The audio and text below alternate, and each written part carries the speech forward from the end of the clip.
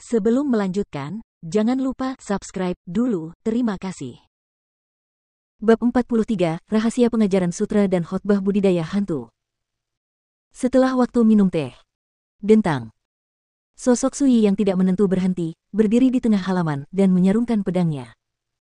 Seiring dengan nyanyian pedang, riak malam dan cahaya bulan menjadi tenang. Senang. Mata Sui bersinar, dan dia merasa penuh dengan tubuh dan pikirannya. Apa itu pedang Kuai Zai? Badan bagaikan kaca, pikiran bagaikan bulan yang cerah, terang dan murni, serta badan dan pikiran bahagia. Dan inilah salah satu alasan mengapa Sui terobsesi dengan ilmu pedang. Setelah mandi, Sui kembali ke rumah, mengambil teh ginseng yang dia buat sebelumnya dan meminumnya dalam sekali teguk. Semua kelelahan hilang.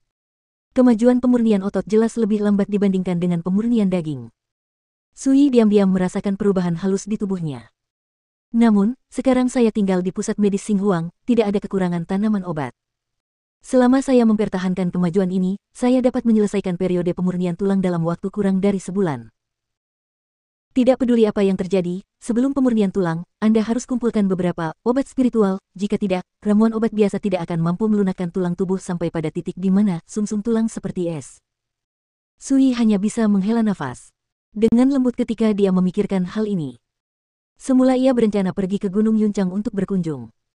Gunung ini membentang ratusan mil dan sangat luas serta megah. Pasti ada tempat berkumpulnya energi spiritual. Dan ramuan seringkali lahir di tempat seperti ini. Namun akhir-akhir ini ia sibuk berlatih, dan banyak hal telah terjadi, sehingga menunda rencananya pergi ke Gunung Yuncang untuk mencari obat mujarab. Tuan Abadi, Waner telah menemukan jawabannya. Tiba-tiba, suara lembut dan pemalu King Wan datang dari labu pemelihara jiwa. Sui terkejut dan berkata, tidak ada orang di sekitar pada malam hari. Kamu bisa berjalan. Jalan sesukamu. Kamu tidak harus tinggal di dalam labu sepanjang waktu. Oh. Gaun berwarna merah darah muncul, seorang gadis kecil yang cantik. Dengan sedikit sarkasme di wajahnya, dia berbisik, Waner tidak berani pergi tanpa izin dari guru abadi sebelumnya. Sangat pendiam. Aku bukan orang jahat, jadi kenapa aku harus begitu gelisah? Tanda tanya petik 2. Dia bisa melihat bahwa King Wan seperti kelinci yang ketakutan ketika dia menghadapinya, tidak berani mengungkapkan kemarahannya dan berbicara dengan takut-takut. Saat matanya sesekali menatapnya, matanya dipenuhi rasa kagum dan takut. Sepertinya dia selalu menindasnya. Meski begitu, King Wan masih terlihat berhati-hati. Sui terlalu malas untuk mengkhawatirkan hal ini lagi dan berkata, apa yang kamu katakan ingin kamu pahami. King Wan mengepalkan tangan merah mudanya seolah ingin menghibur dirinya sendiri, tapi dia masih tidak berani menatap mata Sui dan berkata, Tuan Abadi, saya kehilangan ingatan akan hidup saya, dan saya tidak ingin diselamatkan sebelum saya bisa mendapatkan ingatan saya kembali, jadi. Sui berkata langsung, jadi, Anda memilih untuk berlatih dan ingin melihat apakah kamu bisa mendapatkan kembali ingatanmu. King Wan mengangguk dengan cepat, ya. Jangan khawatir, bahkan jika kamu tidak dapat menemukannya sendiri, aku akan membantumu. Sui berkata sambil berpikir. Sejak pertama kali dia melihat King Wan, dia menyadari bahwa meskipun dia hanya jiwa yin tingkat terendah, tubuh jiwanya sangat murni. Ditambah dengan fakta bahwa pihak lain telah melupakan apa yang terjadi selama hidupnya, Sui menyadari bahwa pasti ada sesuatu yang aneh pada King Wan, yang membangkitkan minatnya. Terima kasih, Guru Abadi. Mata besar King Wan dipenuhi dengan rasa terima kasih. Matanya memang sangat indah, besar dan dalam, dengan sudut agak miring dan mata Phoenix merah berair. Ketika mata seperti itu tersenyum, mereka akan memancarkan pesona yang luar biasa dan menawan serta alami. Namun sayangnya, dia kini terlihat seperti gadis remaja, lebih dari cantik tapi kurang menawan. Namun tidak dapat disangkal bahwa ini adalah embrio kecantikan tingkat monster, dan masih banyak ruang untuk berkembang. Pertama-tama saya akan mengajari Anda formula pelatihan pengantar, Sutra Shuro 10 arah, yang seharusnya cukup untuk melemahkan tubuh jiwa Anda, berubah dari hantu menjadi roh hantu, lapis demi lapis. Meja di depan Anda, keluarkan pena dan kertas dan percikan tinta ke kertas tersebut. Ketika Anda menjadi hantu, raga jiwa Anda bisa dipadatkan hingga tidak takut terkena sinar matahari. Saat Anda berjalan di dunia, Anda tidak lagi jauh berbeda dengan orang normal. Hanya dengan cara inilah seseorang dapat benar-benar memulai jalur budidaya hantu. Terlebih lagi, para pembudidaya hantu berbeda dengan biksu biasa, asal mula tubuh mereka adalah kekuatan jiwa, dan mereka tidak perlu melunakkan tubuh, energi, dan darah mereka seperti seorang pejuang. Oleh karena itu, setelah menjadi hantu, Anda bisa langsung melangkah ke jalur Yuan Dao. Namun, tidak mudah untuk berubah dari hantu menjadi hantu. Anda harus menjadi hantu terlebih dahulu, lalu menjadi hantu, dan akhirnya berubah menjadi hantu. Segera, Sui meletakkan kuas di tangannya, menunjuk pada metode kultivasi tertulis, dan berkata, "Kamu lihat dulu." Qingwan melayang dengan hati-hati, tidak berani terlalu dekat dengan Sui, menundukkan kepalanya, dan menatap dengan hati-hati. Setelah beberapa saat, dia menarik napas panjang dan berkata, "Tuan Abadi, Waner telah menghafal semuanya." Begitu cepat. Mata Qingwan jernih dan polos, dan dia berkata dengan nada bingung, "Waner entah bagaimana berhasil memiliki ingatan fotografis ketika membaca tulisan tangan ini. Dia mengingatnya persis sama setelah membacanya berulang kali. Alisnya sedikit, aku tidak menyangka kamu cukup cerdas. Dalam hal ini, aku akan menjelaskan misterinya kepadamu. Tergantung pada ingatanmu, seharusnya tidak sulit untuk mengingat semuanya."